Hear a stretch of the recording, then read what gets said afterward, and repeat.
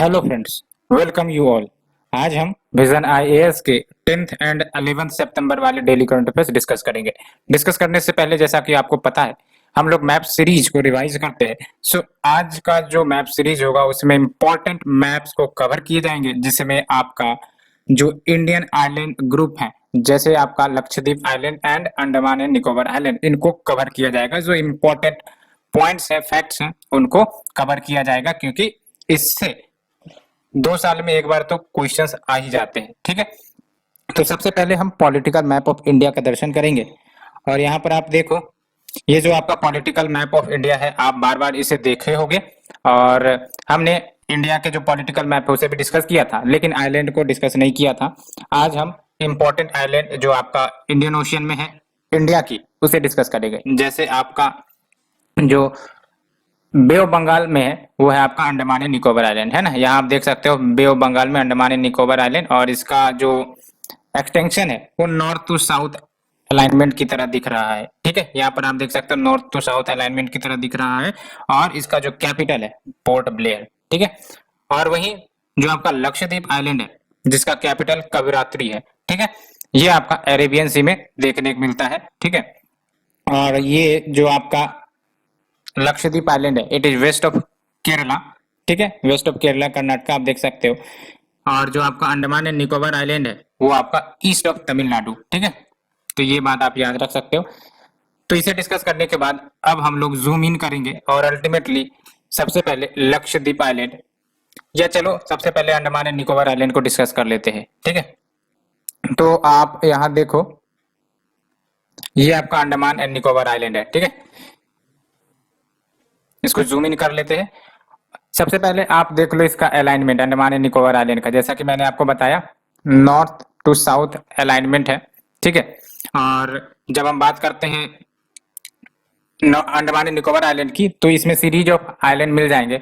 शुरुआत करते हैं सबसे पहले नॉर्थ से। तो नॉर्थ में आप देख लो नॉर्थ अंडमान मिल रहे हैं, फिर नॉर्थ अंडमान के लिटिल बिट साउथ में गए तो फिर आपको यहाँ पर मिडिल अंडमान दिख रहा है, और फिर आपका लोअर अंडमान भी दिखेगा, है ना। और सेंटिनल आइलैंड आपको याद रखने हैं, ये आपका अंडमान आइलैंड का ही एक पार्ट है। ठीक है, और उसके भी साउथ में अगर जाते हैं तो आपको लिटिल अंडमान मिलेगा। तो क्या क्रोनोलॉजी आपको देखने को मिल रही है, नॉर्थ अंडमान, ठीक है, लिटिल अंडमान, उसके बाद आपका कार निकोबार, और उसके बाद आपका लिटिल निकोबार, उसके बाद आपका ग्रेट निकोबार। क्या याद रखना है आपको, नॉर्थ अंडमान, उसके बाद आपका लिटिल अंडमान, ठीक है, उसके बाद कार निकोबार, उसके बाद आपका लिटिल निकोबार, उसके बाद आपका ग्रेट निकोबार।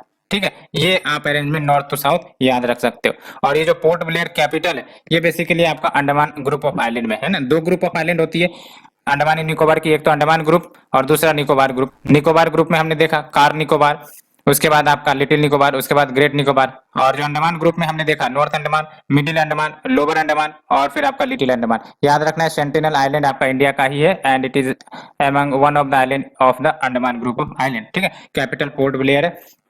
और इसका जो आपका लैटिट्यूडिनल एक्सटेंशन है, इसे आप मैप में जरूर देख लेना। लैटिट्यूडिनल एक्सटेंशन क्या है, लॉन्गिट्यूडिनल एक्सटेंशन क्या है। ठीक है, क्योंकि ऐसे क्वेश्चन पूछे जाते हैं।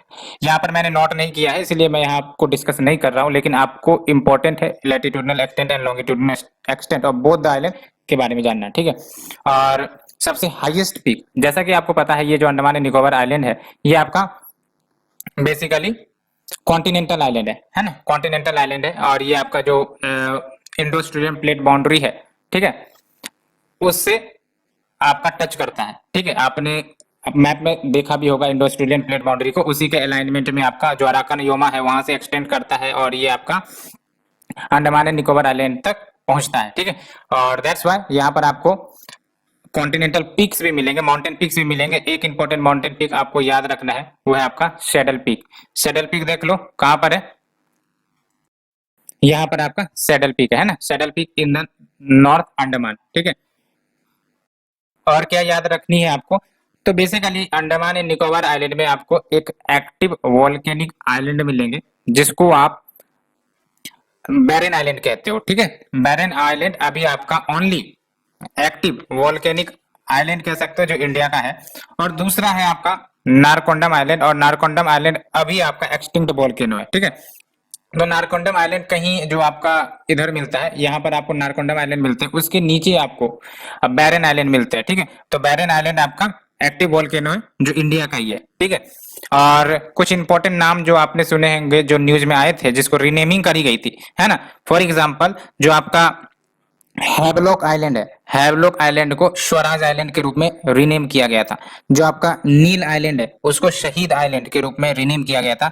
और जो आपका रॉस आइलैंड है उसको सुभाष चंद्र बोस आइलैंड के रूप में रीनेम किया गया था, ठीक है। और एक इंपॉर्टेंट बात कि जो आपका साउथ अंडमान है ना, साउथ अंडमान, इधर आपका साउथ अंडमान होगा, ये लोअर अंडमान को हम साउथ अंडमान भी कहते हैं बेसिकली, है ना। तो साउथ अंडमान और जो आपका लिटिल अंडमान है इसके बीच देख सकते हो वाटर चैनल है, इसी को, इस वाटर चैनल को बेसिकली डनकन पैसेज कहते हैं। क्या स्पेलिंग है? DUNCAN, डनकन पैसेज, ठीक है। तो डनकन पैसेज आपका कौन कौन से ग्रुप ऑफ आइलैंड के बीच है जो सेपरेट कर रहा है इन दोनों ग्रुप को? तो वो आपका है साउथ अंडमान एंड दूसरा आपका लिटिल अंडमान, ठीक है, ये याद रखनी है। उसके बाद कुछ इंपॉर्टेंट बात जो आपको याद रखनी है, हमने रीनेमिंग ऑफ आइलैंड के बारे में बता ही दिया। और हाँ, इंपॉर्टेंट जो चैनल्स हैं, अभी तो हमने डनकन पैसेज के बारे में बताया, लेकिन आप सुनते होंगे 10 डिग्री चैनल, है ना, 8 डिग्री चैनल, तो वो सब क्या है? तो उसको जानने के लिए आपको यहाँ पर आना पड़ेगा, ठीक है। ये देख लो, हम लोग डिस्कस कर रहे हैं किसे? अंडमान एंड निकोबार आइलैंड को, ठीक है। तो आप देख लो, सबसे जो आपका सदर्न मोस्ट पॉइंट इंडिया का, दैट इज इंदिरा पॉइंट, आपको ही पता है, ठीक है। सदर्न मोस्ट पॉइंट जो कि आपका निकोबार ग्रुप ऑफ आइलैंड में लोकेटेड है, ठीक है। तो अब ये देखो चैनल, ये चैनल क्या है? 10 डिग्री चैनल, आपका 8 डिग्री चैनल, ये सब और कुछ नहीं बल्कि लैटिट्यूड है ना। 10 degree latitude, 8 degree latitude, 9 degree latitude, इसी को नाम दे दिया गया चैनल। तो इसको तो आपको रट लेने हैं, आप स्क्रीनशॉट ले सकते हो इस इमेज के, ठीक है। एक बार क्लियर कर देते हैं और आप स्क्रीनशॉट ले सकते हो, आप ले लो स्क्रीनशॉट इस इमेज के, सो दैट आपको रिवाइज करने में आसानी हो, ठीक है। तो फ्रेंड्स डिस्कस करते हैं। सबसे पहले हम चलते हैं 10 डिग्री चैनल्स की, अंडमान एंड निकोबार आइलैंड की बात कर रहे हैं, ये तो आपका लक्षद्वीप का है, ठीक है। तो सबसे पहले हम चलते हैं 10 डिग्री चैनल। तो 10 डिग्री चैनल आपका सेपरेट करता है लिटिल अंडमान को निकोबार से, याद रखना। अभी हमने डिस्कस किया लिटिल अंडमान और निकोबार के बारे में। तो जो 10 डिग्री चैनल है आपका लिटिल अंडमान और निकोबार को सेपरेट करता है। और जैसा कि मैंने बताया था आपको डनकन पैसेज, है ना, डनकन पैसेज देख लो, आपका लिटिल अंडमान और साउथ अंडमान के बीच में पड़ता है आपका डनकन पैसेज। उसके बाद जो आपका ग्रेट अंडमान का ग्रुप ऑफ आइलैंड हमने बताया था, नॉर्थ अंडमान, फिर आपका मिडिल अंडमान, फिर आपका साउथ अंडमान। और जो आपका नॉर्थ अंडमान और मिडिल अंडमान के बीच में आपका Barren Island, the only active volcanic island of India, that is your Barren Island. याद रखना, कंफ्यूजन में नहीं रहना कि नारकोंडम है, नारकोंडम आपका एक्सटिंक्ट हो गया है, ठीक है। तो आप देख लो बैरन आइलैंड जो कि आपका डोरमेंट वोल्केनो है, और ये आपका between north Andaman and middle Andaman के बीच में आ जाता है, ईस्ट में। याद रखना ये सब ईस्ट में, ठीक है, east of Andaman group of island. And उसके ऊपर जाओगे यानी कि नॉर्थ में, तो आपको नारकोंडम आइलैंड मिलेगा विच इज एक्सटिंक्ट, ठीक है। तो क्या आपका अरेंजमेंट हो गया नॉर्थ टू साउथ अगर देखा जाए तो? North Andaman, middle Andaman, south Andaman, little Andaman, Nicobar. Channel की बात करें तो इंदिरा पॉइंट, ये इंदिरा पॉइंट तो बेसिकली आपका सदर्न मोस्ट पॉइंट है इंडिया का। और निकोबार और लिटिल अंडमान के बीच 10 डिग्री चैनल। फिर देख लो आप Duncan passage between south Andaman and little Andaman. और उसके बाद between north andaman and middle andaman we have the barren island, and between and above the north andaman we have the narcondam island, ठीक है, जो आपका एक्सटिंक्ट हो गया है। और सबसे इंपॉर्टेंट बात जो हमने डिस्कस भी किया था, जो रीनेमिंग ऑफ आइलैंड, वो हालांकि काफी पुरानी हो चुकी है, 2 साल पहले की न्यूज है, लेकिन उसे अभी भी याद रख सकते हैं, ठीक है। और पीक भी बताया था, सैडल पीक, ठीक है। और कुछ इंपॉर्टेंट ओंगेट, सोमपेन, सेंटलीज, ये सब ट्राइब मिलते हैं, ये सब आपके पीवीटीजीज ग्रुप के ट्राइब्स है ना, आपको यहाँ मिल जाते हैं। चलिए अब डिस्कस करते हैं लक्षद्वीप की। तो लक्षद्वीप का आपको लैटिट्यूडनल एंड लॉन्गिट्यूडनल एक्सटेंट पता होना चाहिए, है ना, सो दैट आपको अगर क्वेश्चन में आता है तो आप आसानी से एलिमिनेट कर सके, ठीक है। ये आपको पता होना चाहिए लक्षद्वीप आइलैंड का जो भी आपका लॉन्गिट्यूडनल या लैटिट्यूडनल एक्सटेंट है। लेकिन उसके बाद हमें जानना होगा चैनल्स के बारे में, चैनल भी इंपॉर्टेंट है, क्वेश्चन पूछ लिए जाते हैं। तो 8 डिग्री चैनल की बात करें तो बिटवीन मालदीव्स एंड मिनिकॉय, ठीक है। मिनिकॉय आपका largest of the Lakshadweep group of island में एक है, ठीक है। तो Minicoy is the largest island of the Lakshadweep group, ठीक है। और मालदीव्स और मिनिकॉय के बीच आपको 8 डिग्री चैनल मिलता है। आप मैप में यहाँ पर देख लो, है ना, यहाँ आपको नीचे मालदीव्स मिलते हैं, है ना, और मालदीव्स और जो आपका मिनिकॉय आइलैंड है उसके बीच में आपको 8 डिग्री चैनल मिलता है, ठीक है। तो ये याद रखनी है। और आपका मिनिकॉय और लक्षद्वीप के बीच में आपको 9 डिग्री चैनल मिलेगा। यहाँ पर आप एक बार और क्लियर कर ले, ये देख लो, ठीक है। ये आपका इंडिया का पेनिनसुलर मैप है, मेनलैंड इंडिया है ना, तिरुवनंतपुरम जो कि आपका केरला का कैपिटल है। और देख लो आपका मिनिकॉय आइलैंड है ना, मिनिकॉय आपका लक्षद्वीप का ही है। और यहाँ पर आपको मालदीव्स मिल जाएंगे है ना, मालदीव्स का कैपिटल क्या है, माले, ठीक है। और इन दोनों के बीच आपको 80 डिग्री चैनल मिल जाएंगे। और मिनिकॉय और जो आपका लक्षद्वीप, ये 9 डिग्री चैनल के बीच में आ जाता है ना। तो लक्षद्वीप और Minicoy we have the 9 degree channel है ना। तो लक्षद्वीप और मिनिकॉय के बीच we have the 9 degree channel. और याद रखना लक्षद्वीप आइलैंड आपका कोरल आइलैंड है ना। और जो आपका Andaman and Nicobar group of island है, इनका जो ओरिजिन है वो आपका कॉन्टिनेंटल, ठीक है, ये याद रखनी है। तो ये हमने चैनल्स को डिस्कस कर लिया। अब इंपॉर्टेंट बात करते हैं जो आपका कुछ इंपॉर्टेंट आइलैंड जो न्यूज में है ना। तो देख लो आप, अगती आइलैंड आपने सुना होगा है ना, अगती आइलैंड जहां पर फैली और कोकोनट ट्रीज एनजीटी वाली इश्यूज ये आई होगी है ना। तो अगती आइलैंड याद रखना है आपको, लक्षद्वीप ग्रुप ऑफ आइलैंड में है, ठीक है। और ये जरूर याद रखना है, इट इज लक्षद्वीप आइलैंड का जो कैपिटल है वो है आपका कविरात्रि, हमने डिस्कस भी किया था, ठीक है। और ये याद रखना है कि कविरात्रि जो आपका कैपिटल है, हालांकि यहाँ मेंशन नहीं किया गया, इसके वेस्ट में आपका अगती आइलैंड आता है, ये जरूर याद रखना है, ईस्ट में नहीं है ना, वेस्ट में आपका अगती आइलैंड आता है, ठीक है। और लार्जेस्ट ग्रुप ऑफ आइलैंड अगर बात करें लक्षद्वीप की, तो वो आपका कैननोर आइलैंड होगा, ठीक है। और आपको अरेंज करना है ग्रुप ऑफ आइलैंड लक्षद्वीप में, तो नॉर्थ से साउथ की तरफ जाएंगे तो सबसे पहले अमनी डीबी ग्रुप ऑफ आइलैंड मिल जाएंगे, ठीक है। उसके बाद आपको देख लो Cannanore, Cannanore group of island मिल जाएंगे। उसके बाद आपको जो आपका लार्जेस्ट आइलैंड है लक्षद्वीप का, that is your Minicoy, Minicoy मिल जाएंगे, ठीक है। तो ये याद रखनी है, ये यहाँ है आपका मिनिकॉय। तो आपका क्या हो गया, नॉर्थ टू साउथ की बात करें तो आमनी दीवी, उसके बाद आपका कैननोर, और उसके बाद आपका आता है मिनिकॉय, ठीक है। और चैनल के बारे में तो हमने डिस्कस कर ही लिया। तो अगर हम बात करें फिर से चैनल्स की, तो देख लो 8 डिग्री चैनल से शुरू करते हैं। 8 डिग्री चैनल आपका मालदीव्स हो गया, मालदीव्स और मिनिकॉय के बीच। फिर आपका 9 डिग्री चैनल देख लो मिनिकॉय और लक्षद्वीप के बीच। फिर आपका 10 डिग्री चैनल आपका निकोबार और लिटिल अंडमान के बीच। फिर आपका डनकन पैसेज आता है लिटिल अंडमान और साउथ अंडमान के बीच, ठीक है। तो ये हमने रिवाइज कर लिया अपना Lakshadweep group of island as well as जो आपका Andaman and Nicobar group of island, ठीक है। और ये याद रखना है, ठीक है। और एक बात आपको जरूर याद रखनी है जो यहाँ मेंशन नहीं करी गई है, वो है आपका लिटिल अंडमान जो आप यहाँ देख रहे हो, और ये जो आपका छोटा सा आइलैंड देख रहे हो, ठीक है। इसके बीच में आपका संत जियोड़ चैनल है ना, संत जियोड़ चैनल, ये संत जियोड़ चैनल यहाँ पे, ठीक है। और यहाँ पर ग्रेट निकोबार में एक इंपॉर्टेंट पीक है, दैट इज माउंट थ्यूलर, माउंट थ्यूलर, ठीक है। और बस ये कुछ इंपॉर्टेंट बातें थी। आपको लैटिट्यूडनल एंड लॉन्गिट्यूडनल एक्सटेंट जरूर याद रखने, क्योंकि क्वेश्चंस पूछे जाएंगे है ना, एग्जैक्ट आपको याद रहने चाहिए। सो फ्रेंड्स, इसे डिस्कस करने के बाद let's move to our article. So आपका first article basically BRICS summit, जो आपका 13th ब्रिक्स समिट अभी फिलहाल हुआ है अंडर द इंडियाज चेयरमैनशिप, ठीक है। तो देख लो इस समिट का जो थीम रहा है वो है आपका BRICS at 15 intra BRICS cooperation for continuity consolidation and consensus. और ये जो 4 C's आप देख रहे हो, that is cooperation for continuity consolidation and consensus, ये बेसिकली आपके फंडामेंटल प्रिंसिपल्स हैं ब्रिक्स पार्टनरशिप के, ठीक है। जहां पर consensus, consolidation and cooperation for continuity, इन सब के पिलर पर आपका ब्रिक्स खड़ा हुआ है। क्या की टेक बेज है, ठीक है। तो देख सकते हो पोस्ट कोविड ग्लोबल रिकवरी के ऊपर बेसिकली जो पीएम है यानी कि प्राइम मिनिस्टर, इन्होंने इनहांस्ड ब्रिक्स कॉपरेशन की बात करी गई है under the motto of build back resiliently, innovatively and credibly and sustainably.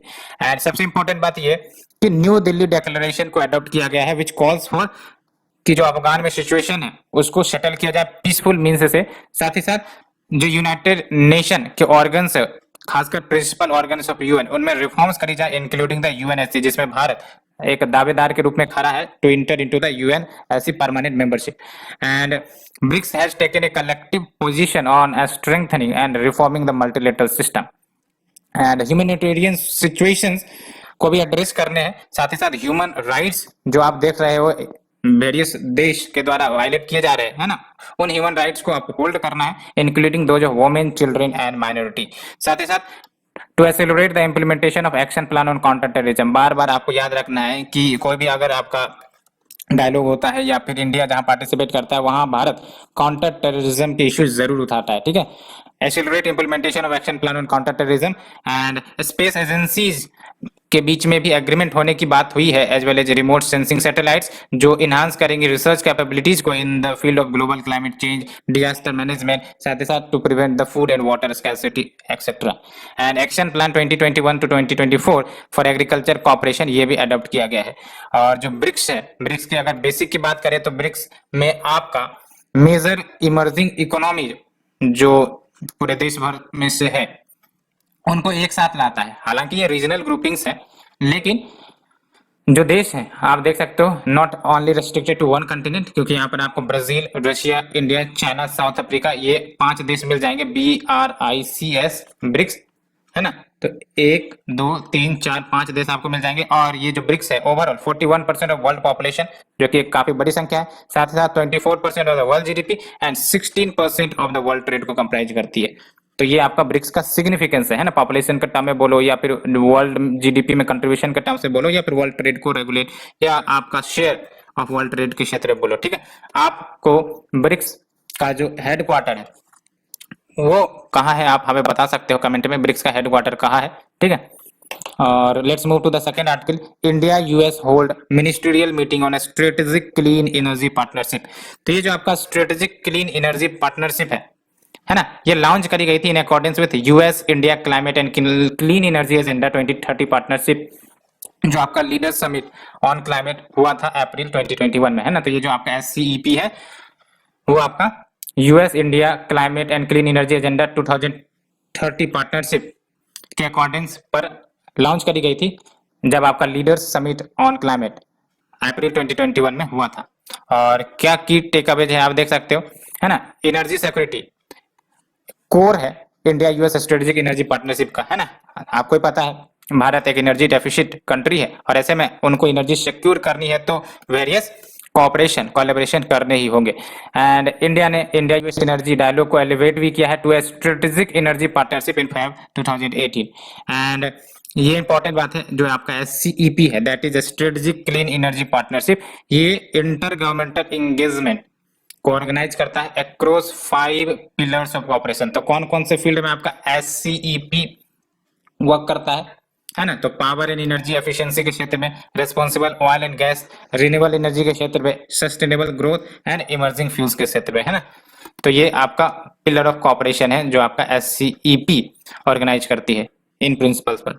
क्या की हाईलाइट है देख सकते हो, 5th पिलर का एडिशन हुआ है, that is your emerging fuels, जो कहीं ना कहीं सिग्नल दे रहा है कि हम लोग क्लीनर एनर्जी फ्यूल्स को प्रमोट करेंगे, है ना, क्लीनर एनर्जी फ्यूल वाले टेक्नोलॉजी को लेकर आएंगे।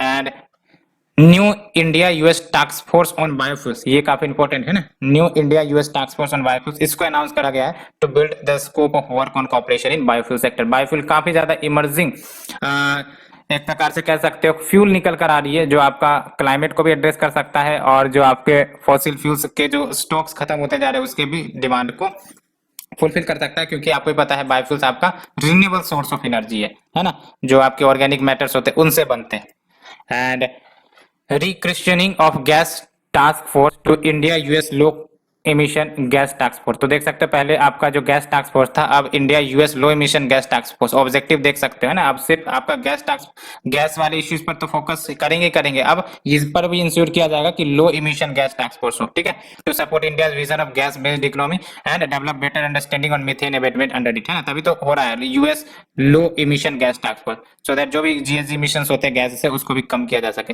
And review the progress of India US civil nuclear energy corporation, and जो वर्क का स्कोप है उसे भी एक्सपेंड किया गया है to include smart grid and grid storage as a part of second phase of partnership to advance clean energy research initiative.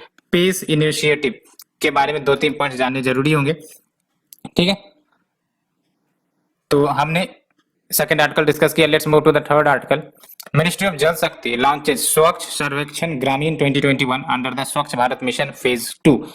तो ये आप देख सकते हो, ये जो आपका स्वच्छ सर्वेक्षण ग्रामीण 2021 है, ये आपका सर्वे करता है क्लीननेस के ऊपर, हाइजीन एंड सैनिटेशन के ऊपर, सो दैट जो सपना देखा गया है ODF प्लस के ऑब्जेक्टिव को फुलफिल करने का उसे एक्सेलरेट किया जा सके, साथ ही साथ increasing the momentum to improve the ODF sustainability. ODF sustainability मतलब क्या हुआ, है ना, कि ऑलरेडी लेट से कि हमने टॉयलेट्स बना दिए, ठीक है, हमने इंफ्रास्ट्रक्चर स्टेब्लिश कर दिए, लेकिन उन इंफ्रास्ट्रक्चर को मेंटेन करना उससे भी ज्यादा इंपॉर्टेंट हो जाता है। इसलिए ये प्रिंसिपल्स पर भी फोकस करना पड़ेगा कि सिर्फ हमें टॉयलेट या इंफ्रास्ट्रक्चर नहीं बनाने, बट हमें उसको सस्टेन करके भी रखना है, ये वन ऑफ द ऑब्जेक्टिव है, ठीक है। तो increase the momentum for improving the ODF sustainability as well as solid and liquid waste management activities across the villages.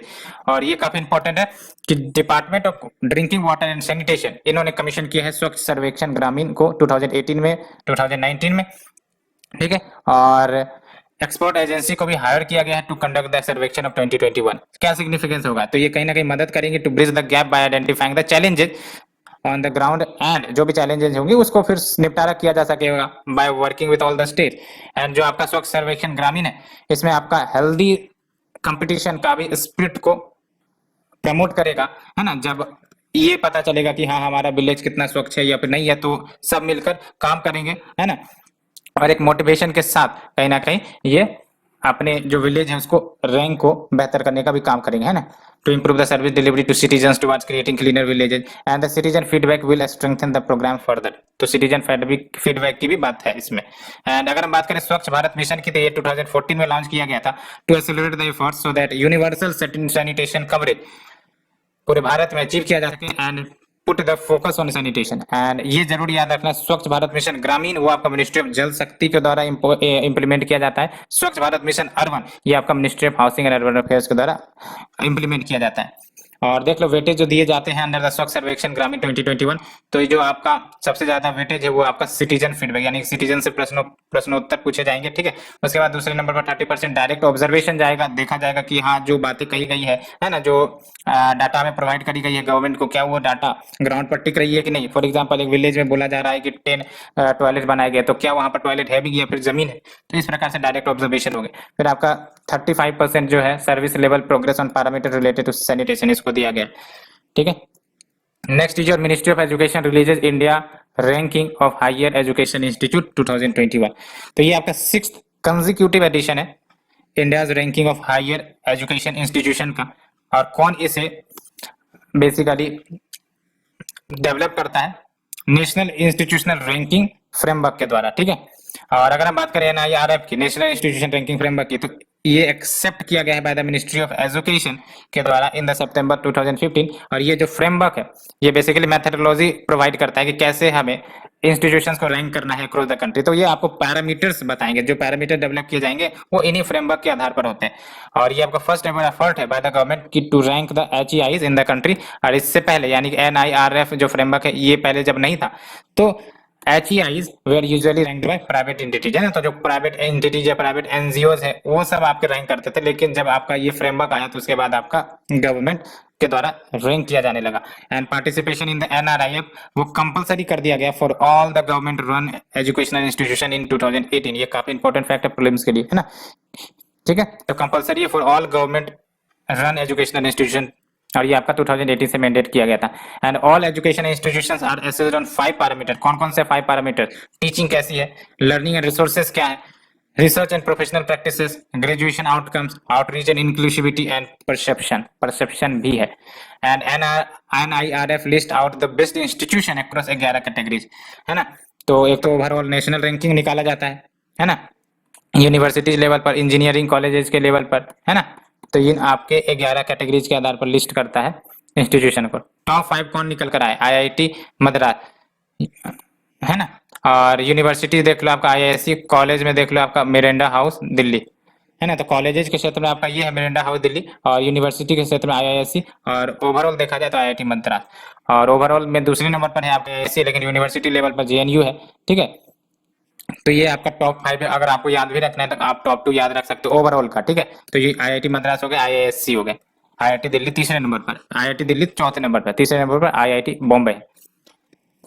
सो इसे डिस्कस करने के बाद let's move to the next news. Average depth of farm household up to 57% in 5 years till 2018। ये आपका national statistical office data बोल रहा है। तो देख लो ये जो फंडिंग है जो सर्वे कंडक्ट करी गई थी, situation assessment of agricultural household and land holdings of household in rural India 2019, ये रिलीज की गई है मॉस्पी के द्वारा, that is ministry of statistics and programme implementation के द्वारा। क्या की फाइंडिंग है देख सकते हो, जो more than 50% of agricultural house hold है इन द कंट्री, ये आपके कर्ज में है ना, और जो एवरेज आउटस्टैंडिंग लोन पर होल्ड हाउस होल्ड देखने को मिला है वो आपका 74,121 रहा है। यानी कि जो भी आपके एग्रीकल्चरल हाउस होल्ड है, अगर हम पर हाउस होल्ड डेप्ट निकाले तो लगभग एक हाउस होल्ड आपका 74,121 रुपीज का डेप्ट रखे हुए है ना, काफी कंसर्न वाली बात है, ठीक है। दैट्स वाई ये कहा जाता है हमारे फार्मर्स इंडेप्टेड है ना, ये डाटा भी वही साबित कर रही है, ठीक है। And only 69.6% of outstanding loans, ये आपका इंस्टीट्यूशनल सोर्सेज से लिए गए हैं। इंस्टीट्यूशनल सोर्सेज यानी कि जो आपके बैंक से, कोऑपरेटिव सोसाइटीज है, जो एज एन इंस्टीट्यूशन है, जो रजिस्टर्ड है, जो रेगुलेट होते हैं, है ना, एंड गवर्नमेंट एजेंसीज। और देख सकते हैं जो 20.5% aware from the professional money lenders, तो मनी लेंडर्स की समस्या अभी भी है। End of the total loan only 57.5% was taken for agricultural purposes.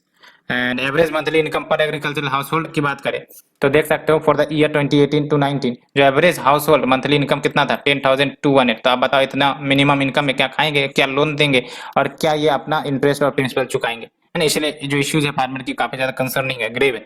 And number of agricultural household in the country, वो आप देख लो 9.3 करोड़ एस्टिमेट किया गया है, विथ ओबीसी अकाउंटिंग फॉर 45.5%। तो सबसे ज्यादा शेयर अगर हम एग्रीकल्चर हाउस होल्ड की बात करें तो ओबीसी का हो जाता है, फिर आपका दूसरे नंबर पर एससी, फिर तीसरे नंबर पर ST and others having the 24.1%। And as much 83.5% of the rural household इनके less than 1 hectare of land है। इस यही आपका मार्जिनलाइजेशन ऑफ लैंड, लैंड जो है वो भी खंडित होती जा रही है जैसे जैसे फैमिली बढ़ते जा रहे हैं, फैमिली सेपरेट हो रहे हैं और अल्टीमेटली लैंड छोटा होता जा रहा है ना।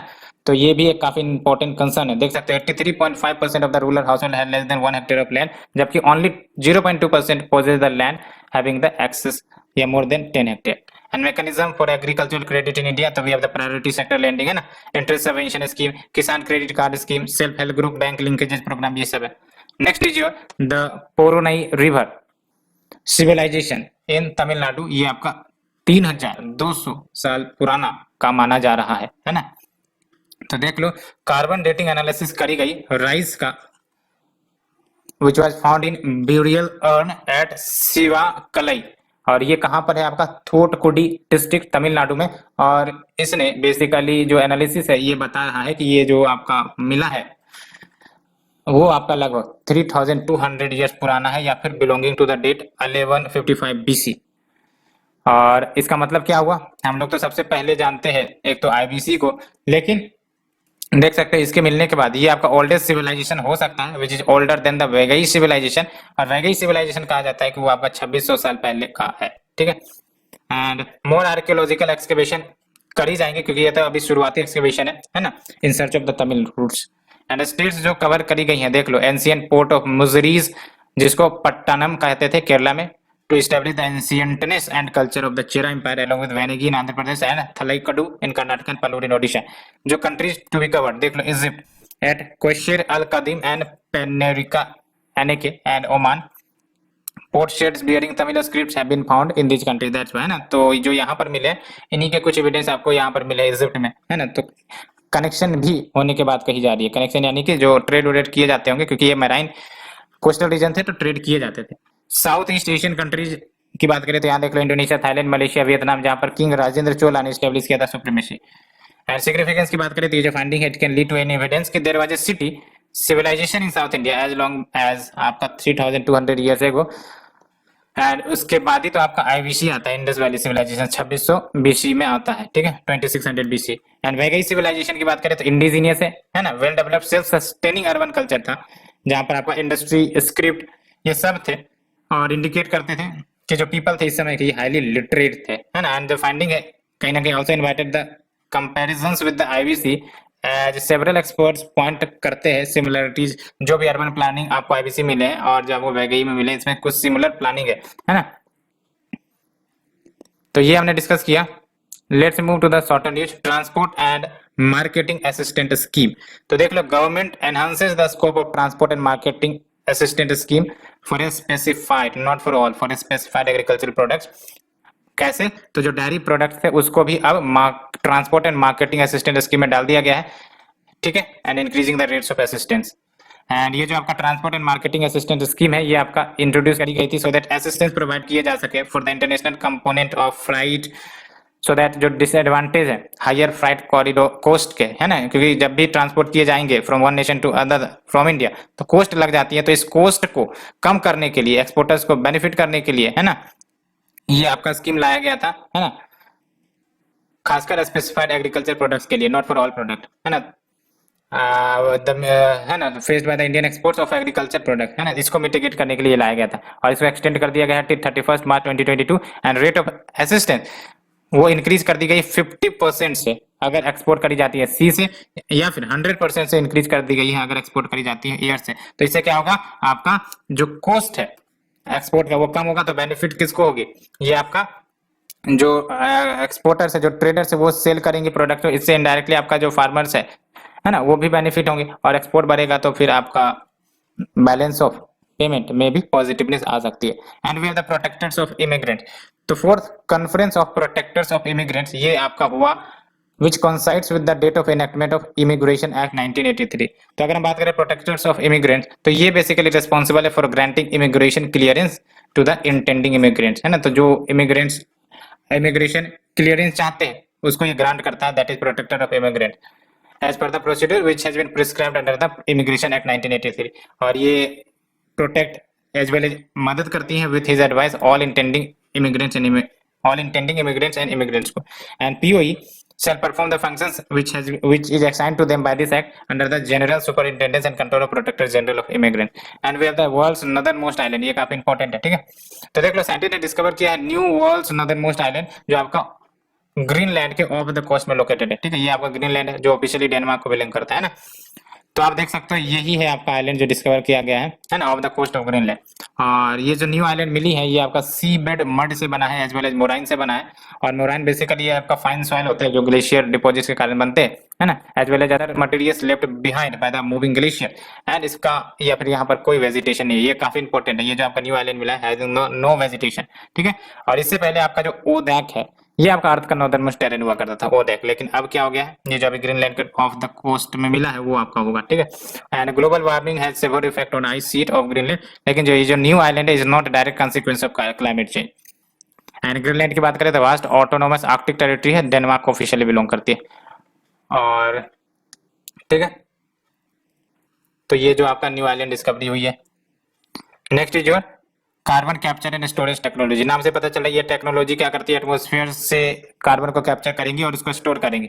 और आप देख लो न्यूज में इसलिए आई है कि world's largest carbon capture and storage plant कहां पर स्टेब्लिश किया गया है, ओरका आइसलैंड में, है ना। अब ये ऑपरेशनल हो गई है और इसका बेनिफिट क्या होगा, तो जो कार्बन डाइऑक्साइड है जो रिलीज हो रही है एयर में उसको ये सक करेंगी और उसको रॉक में कन्वर्ट कर देंगे, ये काफी इंपॉर्टेंट है। एंड सीसीएस टेक्नोलॉजी की बात करें तो ये CO2 का कैप्चर करता है एट लार्ज स्टेशनरी सोर्सेज और such as fossil fuel fire power plants and उसको फिर डीप सबसरफेस में पुट कर देता है फॉर लॉन्ग टाइम स्टोरेज, है ना। नाम से पता चल रहा है पहले कार्बन कैप्चर करो फिर उसको डीप सबसरफेस में स्टोर कर दो।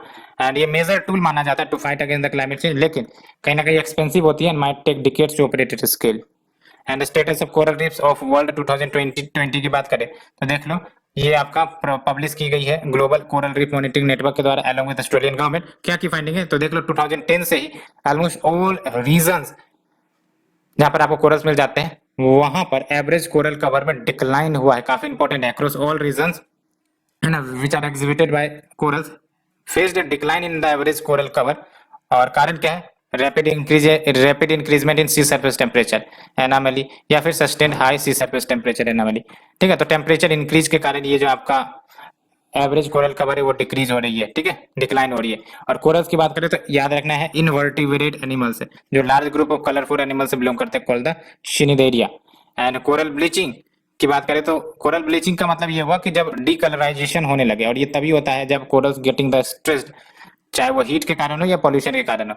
और इसके कारण क्या होता है, जो एल्गी है जो आपका फूड प्रोवाइड करती है कोरल्स को वो जाने लगती है और अल्टीमेटली डीकलराइजेशन हो जाता है, leaving the transparent skeleton behind. And we have the archaeological survey of India found 1500 year old temple remain. तो देख लो जो स्ट्रक्चरल टेंपल है वो आपका डिस्कवर कहाँ किया गया, बिलसार इता उत्तर प्रदेश में, और ये कहा जाता है गुप्ता पीरियड का सेटलमेंट है। और ये थर्ड स्ट्रक्चरल टेम्पल कह सकते हैं गुप्ता पीरियड का टू बी डिस्कवर। और जो दूसरे हैं दशावतारा टेम्पल देवघर में और भितरगांव टेम्पल कानपुर देहात में, ठीक है। ये आपका तीनों गुप्ता पीरियड के बने हुए, और ये ब्राह्मण्स के लिए बनाया गया था, Jains as well as Buddhist. And the staircase board inscription in the संकल्पी स्क्रिप्ट, एंड जो टाइटल है श्री महाद्रेदिति, जो अक्वार्ड करी गई थी कुमारगुप्त वन को, who ruled over the north central India during the 5th century. And देख सकते हो Gupta were the first to build the structural temple. ये काफी इंपॉर्टेंट है, गुप्ता को golden age of art and architecture इसलिए भी कहते हैं ना, first to build structural temple, a distinct change from the, पहले क्या होता था रॉक का टेंपल, अब गुप्ता के पीरियड में क्या हुआ कि स्ट्रक्चरल टेंपल बनाए जाने लगे। And they are the personalities in it, Acharya Vinoba Bhave काफी इंपॉर्टेंट पर्सनैलिटी है, क्वेश्चन पूछे जा सकते हैं, तो इनको रिमेंबर किया जाता है as a great scholar saint, है ना। और ये 20th सेंचुरी गांधीयन थिंकर कह सकते हो, who advocated for non violence as well as human right. And he was inspired by Mahatma Gandhi, speech जो दी गई थी महात्मा गांधी के द्वारा बनारस कॉलेज में ड्यूरिंग द फ्रीडम स्ट्रगल। और इनको जाना जाता है भूदान मूवमेंट या फिर ब्लडलेस रिवॉल्यूशन के नाम से, जो कि वॉलेंट्री लैंड रिफॉर्म मूवमेंट था, है ना, at the Pochampally village in Telangana. Publications की बात करें तो याद रख सकते हो गीता प्रवचने, तीसरी Shakti, Swaraj Shastra, Bhoodan Ganga, moved by love. And Vinoba Bhave first international figure कह सकते हो to receive the Ramon Magsaysay award 1958 में ही इनको मिल गया था, और इनको भारत रत्न अवार्ड भी मिला है पोस्ट ह्यूमसली इन 1983। सो फ्रेंड्स, ये हमने आज का आर्टिकल डिस्कस किया along with the map series. Hope आप लोगों को पसंद आई होगी, अगर पसंद आ रही है तो प्लीज लाइक शेयर सब्सक्राइब जरूर करें। Thank you friend, thank you very much.